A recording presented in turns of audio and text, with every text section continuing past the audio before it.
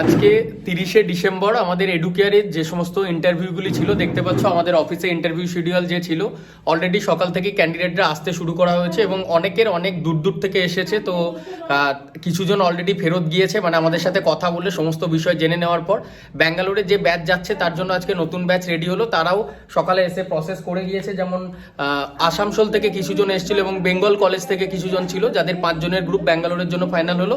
আর বাকি যারা আছেন এখানে দেখতে পাচ্ছ অনেকেই ডিপ্লোমা কমপ্লিট করেছে, অনেক দূর দূর থেকে এসেছে। অলরেডি দুপুর 2টো, এখনো এতটা ভিড়, অনেকক্ষণ ওরা বসে থাকতে হয়েছে।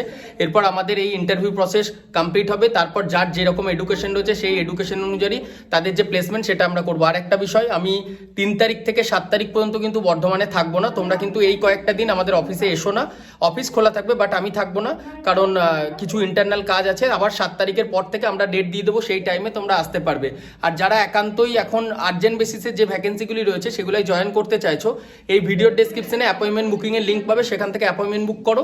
আমাদের এইচআর টিমের নাম্বার, অফিসের নাম্বার ওপেন থাকছে, তোমরা ম্যাডামদের সাথে কল করে কথা বলে নাও। তারপর জয়েনিংয়ের যা প্রসেস আছে সেটা অফিসে না এলেও অনলাইনে করে দেবো।